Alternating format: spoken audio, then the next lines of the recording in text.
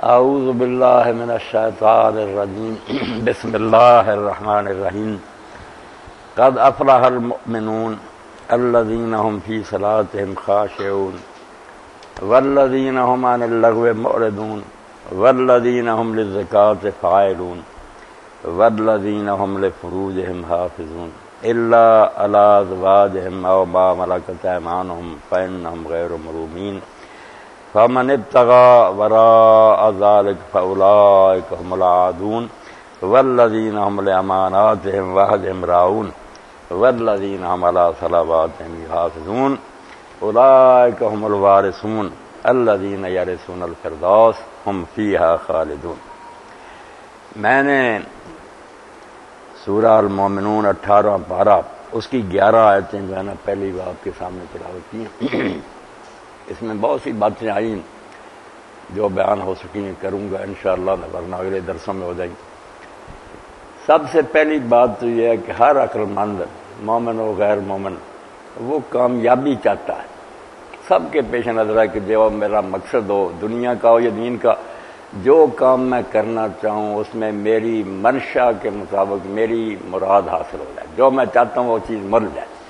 اس کو پھر کہہ دیتے ہیں اردو زبان میں کامیابی۔ کام مراد یابی پا لینا کہ اس نے اپنی مراد پا لی، اسے خوشی ہوتی ہے کہ میں اپنے مشن میں کامیاب ہو۔ جی آج جس کام کے لیے دکان کھولی تھی، کارخانہ بنایا تھا، یہ اسکول کھولا تھا یا تعلیم شروع کی تھی، میں اس میں اپنی مراد کو پا گیا۔ اور اس کے برعکس ہوتا ہے پھر ناکامی، مراد نہیں آ سکتی۔ قرآن میں فلاح اور اس کے مقابلے میں خسران۔ فلاح کامیابی کے لیے اور الفاظ بھی عربی زبان میں ہیں، بہت سے فوز ہے، اس طرح کی باتیں کہہ دیتے ہیں کامیابی، مگر فلاح جو ہے نا، یہ لغت عرب لکھنے والوں نے کہا کہ عربی زبان میں وہ کامیابی جو سب سے اعلیٰ ہو اور پائیدار اور دائمی ہو، یہ نہیں کہ وقتی طور پر مقصد حاصل ہوا بعد میں پھر ناکامی اور گھاٹا پڑ گیا، نہیں، ایسی کامیابی جو کسی کسر نہ رہ جائے اور وہ ہمیشہ کے لیے ہو۔ اسی لیے ہم اذان میں جب کہتے ہیں لوگوں کو دعوت دیتے ہیں تو کیسے کرم اللہ کے رسول اللہ علیہ السلام نے فرمایا کہ جو کامیابیاں یہ ڈھونڈتے ہو اگر وہ حاصل بھی ہوگی تو پائیدار تو نہیں، مر جاؤ گے۔ موت کا کھٹکا ایسا جس سے کوئی جان نہیں چھڑا سکتا، سب مل جائے مگر یہ خیال آ جائے کہ موت آ جائے گی، سارا عیش منغص ہو جائے گا، مزہ کرکرا ہو جائے گا، اسی وقت سب کچھ بھول جائے گا۔ میں نے ہندو لوگوں کے لٹریچر میں پڑھا کہ ایک راجا تھا جس کی پرورش نہ برے ماحول میں عیش و عشرت میں غرق تھا، مگر ایک دن دربار لگا ہوا، سب امیر وزیر تھے، وہاں راگ رنگ ہو رہا تھا، شراب کے جام چل رہے تھے، ہر سامان عیش کا تھا، مگر اس نے شیشہ منگوایا دیکھنے کے لیے، اپنی شکل شیشہ دیکھا تو غمگین ہو گیا۔ سارے لوگ جو تھے نا وہ فکر میں پڑ گئے کہ بات کیا ہوئی، ابھی خوشی کا ماحول تھا، یہ راجا غمگین ہو گیا۔ جا کر جو بڑے بڑے سردار تھے، جرنیل تھے، انہوں نے بات کی تو اس نے کہا یار میں تمہیں تنخواہیں کس لیے دیتا رہا، یہ اتنی فوج جو رکھی ہوئی ہے، اتنے محافظ ہیں تنخواہیں، انہوں نے کہا اسی لیے کہ کوئی دشمن حملہ آور نہ ہو۔ اللہ نے سمجھ دینی تھی نا، اس نے کہا دشمن تو حملہ آور ہو گیا، تم میری حفاظت نہیں کر سکے۔ انہوں نے کہا کیسے؟ اس نے کہا بال سفید آ گئے۔ میں نے اپنے بالوں میں دیکھا کہ بال سفید ہو گئے، اس وقت میری طرح آپ کی طرح نہیں تھا کہ بوڑھے کے بھی آ گئے، جوانوں کے بھی آ گئے، تو زمانہ ہی بدل گیا نا، علامت تھی بوڑھا ہونے کی۔ اس لیے کہتے تھے بگے واڑیاں کالے واڑیاں بگے ہوئے تو موت سنے آیا، دانا لوگ کہتے کالے واڑ جہاں بگے ہوئے، جب کالے بال سفید ہونے شروع ہو گئے موت سنے آیا، سمجھ لو کہ موت کی طرف سے پیغام آ گیا، تیاری کرو۔ کالے واڑ جہاں بگے ہوئے موت سنے آیا، کر کچھ فکر چلن دی پیارے کیوں دل کھیڈن آیا۔ تو راجے نے کہا یار دشمن تو حملہ آور ہو گیا، کیا فائدہ ہوا تمہارے لشکر رکھنے کا؟ اسی وقت حکم دیا کہ سارا سامان شراب وغیرہ اور یہ سارے سازندے بھی دفاع ہو، عالموں کو بلاؤ، وہ دین کی باتیں مجھے بتائیں۔ درویش ہو گئے، بالکل ولی ہو کر پھر مرا۔ اس لیے یہ دنیا کی جو ہے نا کامیابی کہ ہم مراد پا لیں، کیا ہے اور کچھ نہیں، بڑھاپا آئے گا، لازمن آئے گا اور پھر موت تو آئے گی۔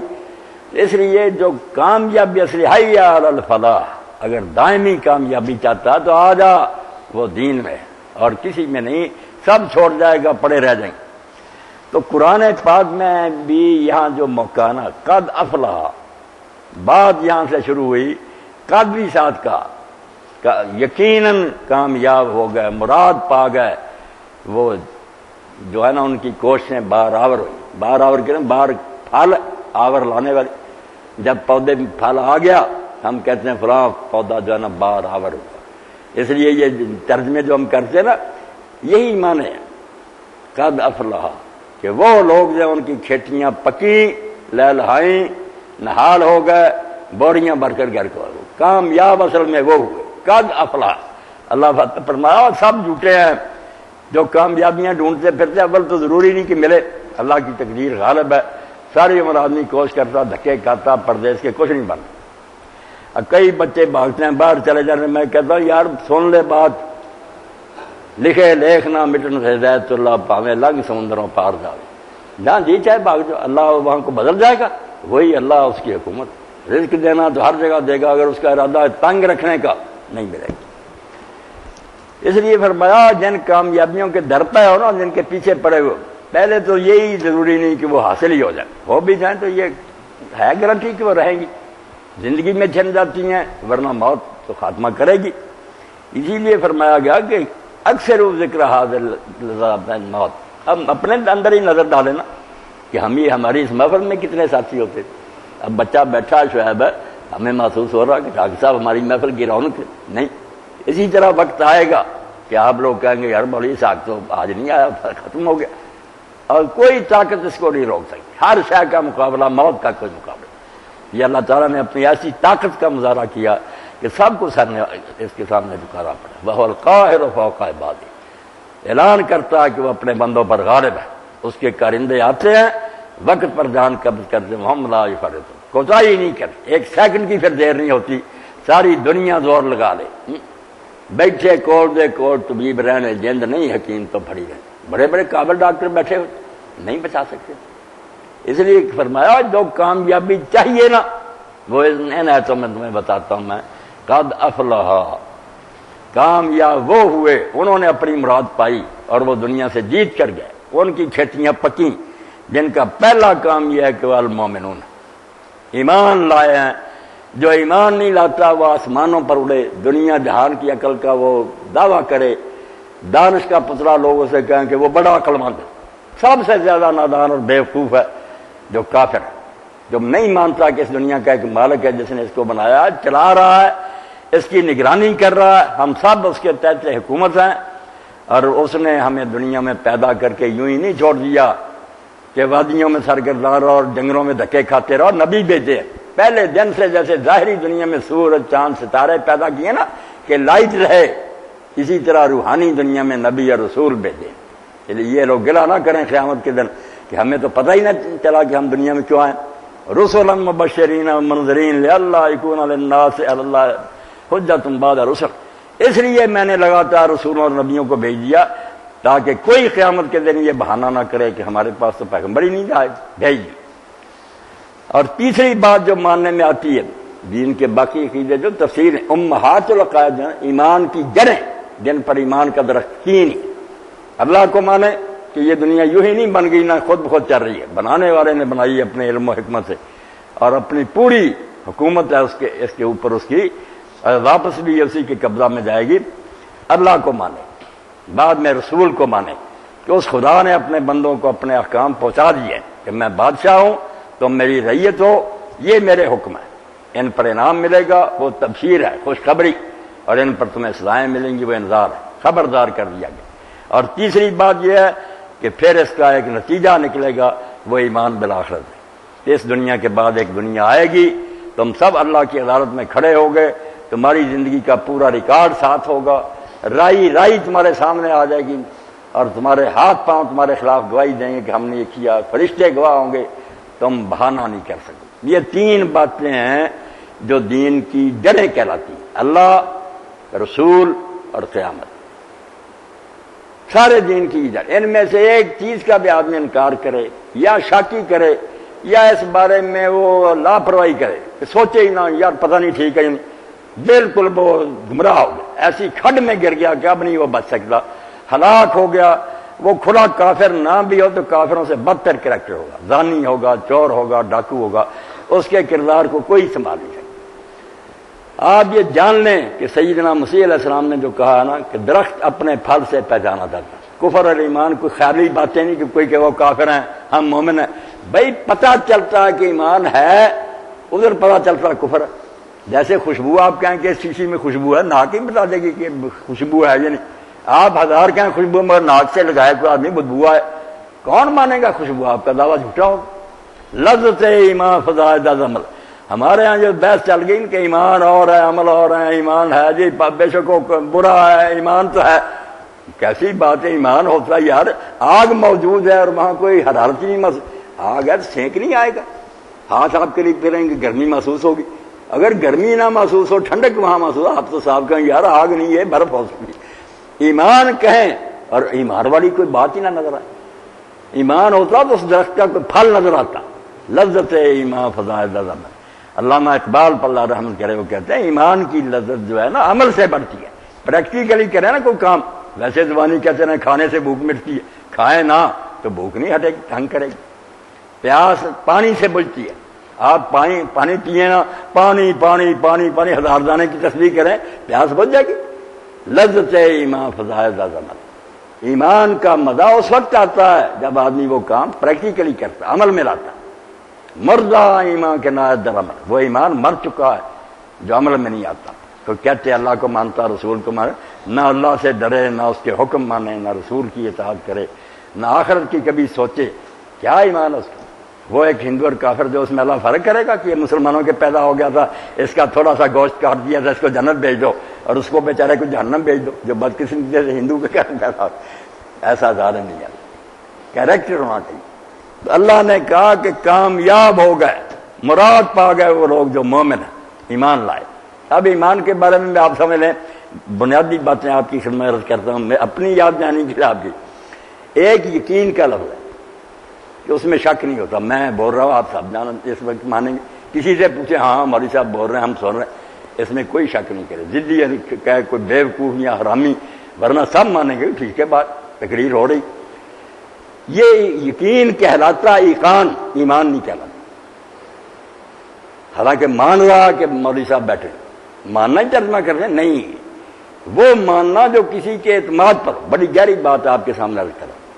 ایک شخص باہر سے آتا ہے، ہم نے نہیں دیکھا وہ واقعہ، وہ آ کر بتاتا ہے، ہم پوری طرح جانچ کر کہ یہ سچا، ارد گرد سے دراز کرنے، کبھی یار اس نے جھوٹ تو نہیں بولا، اس خبر میں اس کی کوئی غرض تو نہیں، کوئی مطلب تو نہیں اپنا حل کر، ہر طرح تسلی کر کے جب اس پر بھروسہ اور اعتماد کر فلاں سچا آدمی بتا رہا ہے، وہ بات مانیں گے، اس ماننے کو عربی زبان میں ایمان کہیں گے۔ یقین اس سے بڑھ کر ہے کہ آنکھوں دیکھی بات مان رہے ہیں، مگر نہیں، یہ تو جانور بھی مانتا ہے، سامنے کی بات سوچ سمجھ کر ماننی۔ میں نے نہیں دیکھی مگر اس بارے کے میں سوچ لوں کہ اس کی بات جو ہے اس میں کوئی ایسی بات نہیں جو محال ان ہونی ہو، اگر ان ہونی بات نہیں، بات بھی معقول ہے، آدمی سچا مانے تو الصادق والمصدوق، سچا آدمی اس کی گواہی پر اعتبار کر کے ماننا، یہ ایمان ہے۔ اب اسلام میں جو ایمان مطلوب ہوئے، ہم کسی چیز کے گواہ نہیں، نہ ہم اللہ سے ملے ہیں، نہ اس کے فرشتے دیکھیں، نہ جنت دوزخ کی زیارت کی ہے، نہ عذاب و ثواب قبر دیکھا، یہ ساری خبریں دنیا کے الصادق الصادقین نے دی ہیں۔ سب سچوں سے زیادہ سچا جو تھا نا، جس سے سچا اس دنیا میں کوئی پیدا نہیں۔ اگر کوئی گواہی مانی جا سکتی ہے، خبر جیسے آپ اخباروں کی مانتے ہیں، میڈیا آپ نے نہیں دیکھی چیزیں، وہ اطلاع دیتے ہیں، مان لیتے ہیں، حالانکہ یہ جھوٹے ہیں، بے ایمان ہیں، مکار ہے، مگر آپ اعتبار کر رہے ہیں۔ تو دنیا کا وہ آدمی جس کے دشمن بھی مانتے تھے کہ زندگی بھر ہم نے اس کا کوئی جھوٹ نہیں آزمایا، اور جس کے بارے میں یہ بھی سب لوگوں کو پتا ہے کہ اس نے اس دعوت سے کوئی نفع نہیں اٹھایا، لوگوں کو یہ باتیں بتا کر یا تو کچھ کمایا ہوتا کہ حکومت سنبھالی، عیش و عشرت کیا، اپنی اولاد کو محل بنا کر دیے، ریشمی لباس پہنے، سونے چاندی کے برتنوں میں کھانے کھائے، پھر بھی کوئی نامراض یہ شبہ کر سکتا تھا کہ محمد صلی اللہ علیہ وسلم نے یہ سارا ڈھونگ جو تھا نا اپنی ذاتی غرض کے لیے چاہا تھا، معاذ اللہ معاذ۔ اور لوگوں نے دیکھا کہ اللہ کے رسول علیہ السلام فضا حبیب امیر دنیا سے رخصت ہوئے، حکومت کے مالک تھے، اب غریبی کا زمانہ نہیں تھا، خزانے آپ کے قدموں میں ڈھیر ہوتے تھے، سب تقسیم، اور اپنے گھر میں یہ حال تھا کہ بیویوں کے پاس آخری دن میں کھانا پکانے کے لیے نہیں تھا، ہم کیوں نہ درود و سلام دے، کھانا نہیں پکانے کے لیے تھا، اور حضور نے امت سے نہیں مانگا، مسلمانوں کو اشارہ کر دے، لوگ ڈھیر لگا دیتے. یہودی سے کہا کہ اس سے ڈاؤ گراؤ لے لو اور میری ڈھال جو ہے اس کے پاس گراؤ رکھ دو، بعد میں مسلمان چھڑا لے. حضرت ابوبکر نے پیسے دے کر بعد میں جب پتا چلا وہ حضور کی ذرا جو تھی وہ رہن فٹ کرایا. جیسے اللہ کے رسول نے ایک پائی نہ مانگی امت سے، دکھ اٹھائے اور باتیں وہ بتائیں جن میں ذرا بھی نامعقولیت نہیں. اس میں غلط بات کیا کہ دنیا ایک بنانے والے نے بنائی، اس میں کوئی غلط بات ہے کہ انصاف ہونا چاہیے، نیکی بدی کا بدلہ ملنا چاہیے. اور یہ بات جو ہے کہ اللہ نے جب ہر فن کے اسپیشلسٹ پیدا کیے ہیں، ہر علم کے جاننے والے ماہر ہیں، تو دین کا علم بتانے والے ماہر نہیں ہونے چاہیے؟ بہت ٹھوس باتیں ہیں. کون سی بات ان میں انہوں نے غلط کی؟ کوئی فائدہ نہیں ہوتا. جب یہ اشعار پڑھتا ہوں کیسے پیارے پیارے، سلام اس پر کے جس کے گھر میں چاندی چینا سونا تھا، سلام اس پر کے ٹوٹا بوریا جس کا بسونا تھا. قربان جائے حکومت قدموں میں، لوگ دوڑیاں بھر کے گھروں پر لے جائے. پیغمبر علیہ السلام گھر میں جاتے ہیں، کبھی اللہ اللہ ہی ہے کہ پانی پر ہی گزارا. تو ان پر اعتماد کر کے ماننا ایمان ہوتا. ویسے آپ سامنے کی چیز کو دیکھ رہے ہیں مان رہے ہیں، وہ یقین ہے، ایمان نہیں. ایمان اسی لیے ایمان ہے کہ ہم صرف محمد رسول اللہ کی شہادت پر مانے صلی اللہ علیہ وسلم. حضور نے بتایا، ہم نے ہر طرح پرکھا، دشمنوں سے پوچھ لیا کہ یہ شخص کبھی جھوٹا نکلا، وعدہ خلافی کی ہے، کسی سے خیانت کی ہے؟ نہیں. سب نے مانا کہ یار باتیں اس کی مانے یا نہ مانے ہے سچا، اس سے زیادہ دیانتدار کوئی نہیں. اس لیے اللہ کہتا بیڑا ان کا پار ہوگا، کامیاب وہ ہوں گے قد افلح المؤمنون، جنہوں نے مان لیا کہ رسول سچا اور اللہ ہمارا مالک ہے اور اللہ کی کتاب ہمارے لیے کتاب ہدایت ہے اور آخرت جو ہے نا اس کی عدالت پر ہمارا یقین ہے. قد افلح المؤمنون.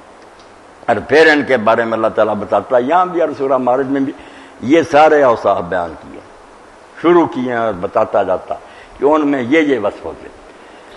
جو دینی جماعتیں دین کے کام کے لیے اٹھے، تحریکیں اٹھیں، لوگ عالم اٹھے کہ لوگوں کو دین کی طرف بلانا، اس کے لیے ترتیب دیے. پہلے ایمان پیدا کرے، لوگوں کے عقیدے مضبوط کرے، ان کو موقع دے کہ تمہیں اللہ کے بارے میں کوئی شبہ ہے، رسول کے بارے میں کوئی اعتراض ہے، آخرت کے بارے میں کوئی تمہارے ذہن میں کھٹکا پوچھ لو. روکے نہیں، موقع دے. یہ نہ کہے کہ تم کافر ہو بے دین، نہیں. انہیں کہا نوجوانوں اگر کوئی بات نہیں ماننے میں ابھی پوچھ لو. ہم اگر دین کے بارے میں تمہیں مطمئن نہیں کر سکے تو ایمان سے نہیں پیدا ہوگا. تو دل میں تو پھر قسم کی نا یہ تذبذب اور شاکی رہ گا، اضطراب، پریشانی. ایمان تو ہے پھر دل کے ٹھک جانے کا نام کہ مان گیا کہ واقعی اللہ میرے سامنے ہر وقت رسول سچا. اس کے لیے پختہ اعتقاد کی ضرورت، یہ دلیل سے پیدا ہوتا. میں نے سنا رستم علی صاحب یہاں سول جج تھے، تو یہ اسد اللہ لطیف صاحب کی بیوی بھی تھی، انہوں نے اپنے گھر میں دعوت کی، افطاری کی، وہ بھی آئے، میرے دوست بن گئے. تو پھر وہ نا فریشر کورس کے لیے گئے اسلام آباد. وہاں ڈاکٹر خورشید صاحب کو ہے نا ان کے بھائی انیس احمد، وہ ان کی تربیت کر رہے تھے. تو مہینہ رہے تو رستم علی صاحب بتاتے انہوں نے پہلے دن ہمیں کہہ دیا کہ یہاں مسلمان بن کر نہ رہنا، کہ تم کہو ہمارے میں اعتراض نہیں کرنے، پھر نہیں کچھ ملے گا. تم بالکل پکے نہ غیر مسلم بن جاؤ کہ نہ قرآن سچا، نہ رسول سچا، نہ کوئی قیامت. جتنے اعتراض سوچ سکتے ہیں نا پڑھے لکھے جو کافروں سے وہ کر لو. اگر ہم تمہارا یقین نہ تمہارے اندر راسخ کر سکے کوئی فائدہ نہیں.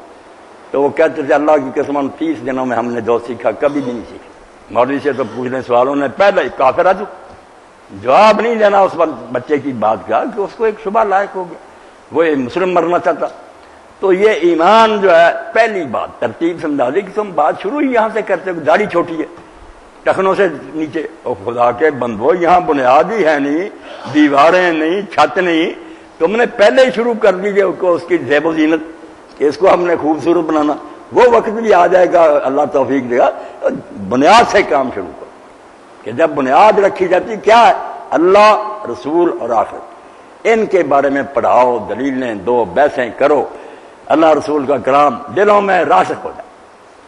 بالکل ہو جائے کہ بلانا بھی چاہے آدمی نہ بلا سکے، تنہائی میں بھی اللہ خام خواہ یاد آئے اسے کہ یار تو کیا کر رہا، اللہ دیکھ رہا ہے. یہ واقعہ آپ نے کئی بار سنا. میں ایمان پر بات رکھتا ہوں کہ امام غزالی رحمۃ اللہ علیہ فرماتے ہیں ایسی ایسی باتیں ہمارے نیک لوگ لکھ گئے جو ہمارے لیے سمجھے آب حیات. جیسے وہ پانی پی لیا مریں گے نہیں، یہ زندگی تو ختم ہوئی، ایمان کی زندگی نہیں انشاءاللہ ختم ہوگی. وہ کہتے ہیں دارالسلام، کہتے تھے نا بغداد کو، صاحبہ رو رہے تھے، ٹھیک ہے کہ وہ اس وقت دارالسلام تھا، سکھ کا گھر اگر دنیا میں تو بغداد، امن چین حکومت تھی لوگوں.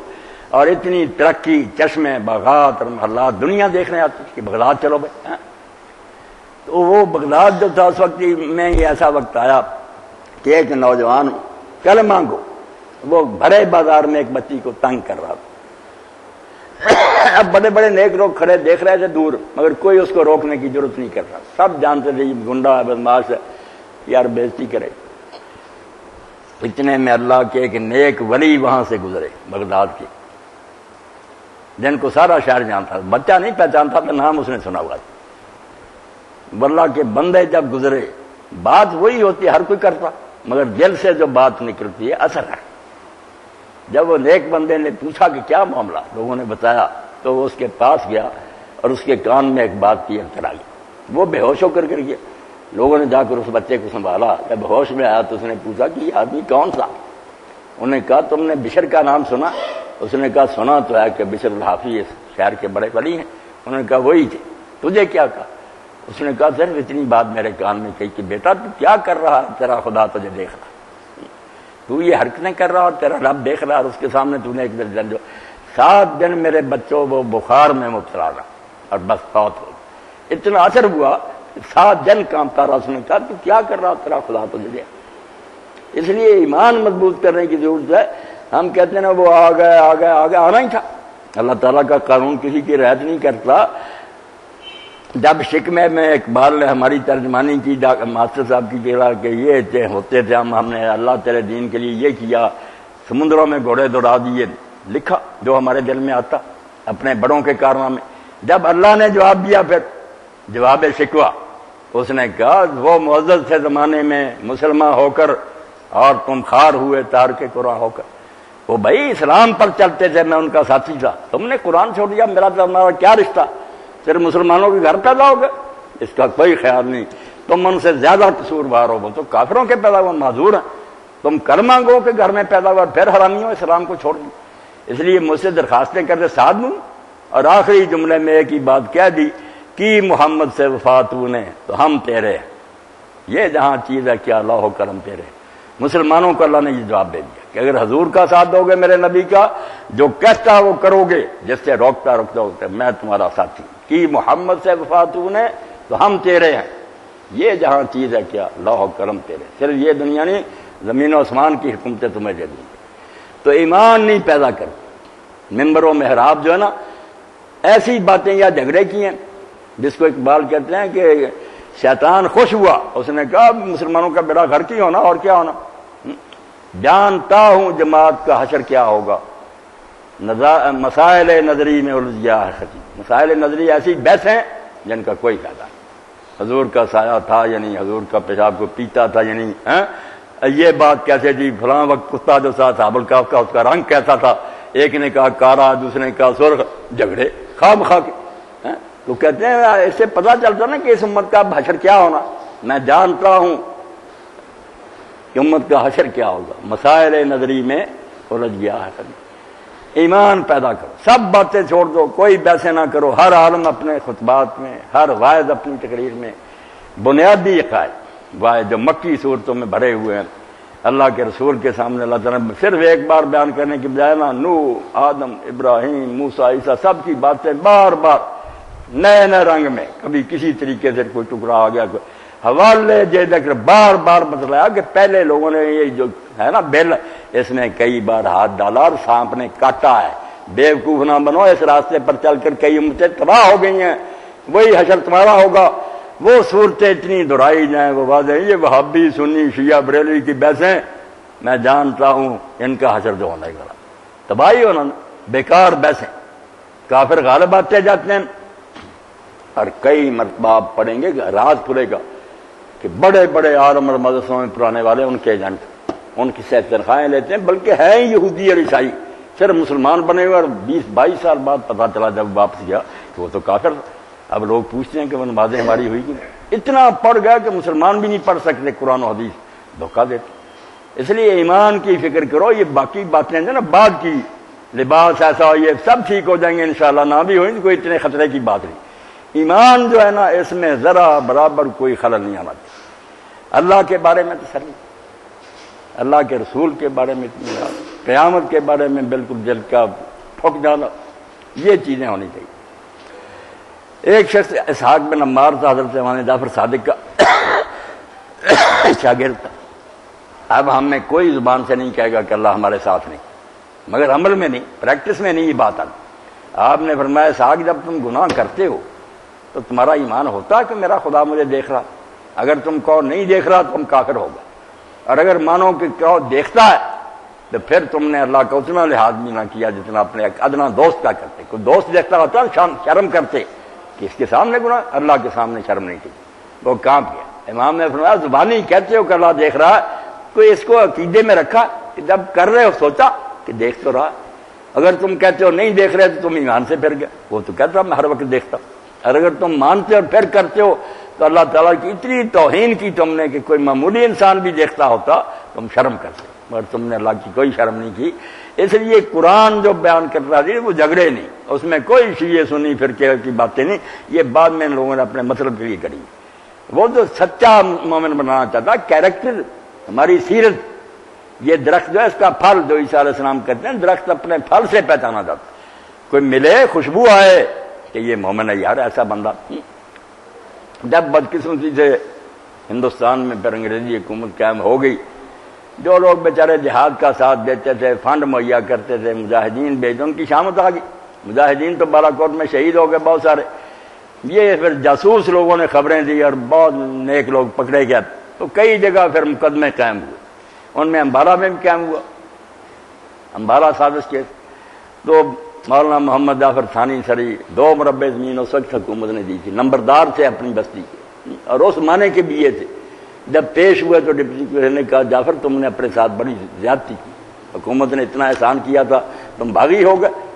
تو مولانا جعفر نے کہا ڈپٹی کمشنر صاحب تم اپنے احسانوں کو روکتے ہو، جو خدا کے ہم پر احسان ہیں ان کو چھوڑ کر تمہاری اطاعت کریں، خدا کے دین کے خلاف بغاوت، مجاہد ہو چکا۔ اب جب ان کو جیل میں بند کر دیا گیا تو جیل میں درس ہوتا، تہجد ہوتی، نمازیں ہوتی، سارا مجمع دین داروں کا، جس کو ان پر نگران مقرر کرتے وہ مسلمان ہو جاتا، جو سپاہی بھی رہتا نا وہ بھی نمازی اور نیک ہوئے۔ باتیں ہی ایسی، لوگ ان کا کردار دیکھتے کہ یہ مجرم ہے یار، لوگ یہ چور ڈاکو۔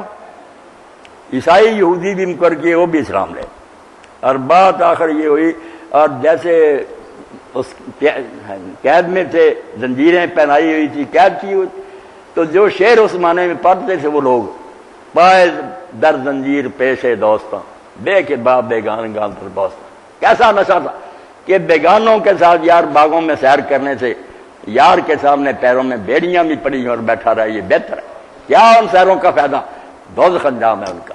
یہ بے شک ہم قیدی ہیں، سزائیں مل رہی ہیں، پائے در زنجیر پیشے دوستاں بے کے باپ بیگان گال در بوستاں۔ جب پھر فیصلہ سنایا مجسٹریٹ نے آ کر کہ تمہیں سزائے موت دی جاتی ہے، آپ حیران ہوں گے جس موت کے تصور سے ہم کانپتے ہیں۔ کافر کی موت سے بھی لرزتا ہو جس کا دل، کہتا ہے کون اسے کہ مسلمان کی موت مر۔ ہم تو کافر کی موت نہیں مرنے چاہتے، بسترے پر جو آتی وہ موت کہ شہید ہو گیا، گولیوں سے اڑا دیا گیا، وہ ہم مان سکتے۔ مگر جب فیصلہ سنایا حیران ہیں میں اور آپ سارے کہ یہ اٹھ کر ڈانس کرنے لگے، وجد میں آ گئے اور ناچنے لگے اور شعر پڑھنے لگے اور آیتیں پڑھنے لگے۔ تو اس انگریز کافر نے ہندوستانیوں سے پوچھا یار یہ کیا ہوا؟ بجائے غمگین ہونے کے یہ تو ناچنے لگے۔ انہوں نے کہا صاحب یہ اس لیے خوشی ہوئی ہے ان کو کہ یہ شہادت کی موت مانگتے ہیں اللہ سے، یہ کہتے ہیں وہ مراد پوری ہو گئی یار، اب ہم پھانسی پر لٹکا دیے جائیں گے۔ اس نے فیصلے میں پھر لکھا کہ چونکہ یہ مرنا چاہتے ہیں اس لیے میں ان کا شوق نہیں پورا کرنا چاہتا، میں نے سزا تبدیل کر دی ہے اور حب سے دوام بابور دریائے شور، کالے پانی بھیج دیا جائے، عمر بھر کے لیے قید کر دیا۔ وہ مرنا چاہتے ہیں اور فیصلہ بدلنا پڑا۔ یہ ساری برکتیں جو لوگوں نے دیکھی اور یہ پھل سامنے آئے، یہ ایمان کے درخت ہیں۔ ہم زبان سے کہتے ہیں قیامت بھی ہے، جنت دوزخ بھی ہے، رسول بھی سچا نہیں، یہاں سے اوپر اوپر بات۔ اس لیے ساری دنیا دیکھتی ہے کہ مسلمانوں میں یار یہ خوشبو آتی تو نظر نہیں، کہتے ہیں شیشی میں خوشبو بند ہے، بدبو آتی، زانی ہے، بدمعاش ہے، چور ہے، ایک دوسرے کے مال کھاتے ہیں۔ تو اللہ پاک نے فرمایا قد افلح المؤمنون، جو ایمان لے آئے اصل میں کامیاب ہوئے وہی لوگ، باقی سب ناکام ہیں، نامراد ہیں۔ وآخر دعوانا الحمدللہ رب العالمین وصلی اللہ تعالی علی خیر خلقہ محمد وآلہ وصحبہ اجمعین۔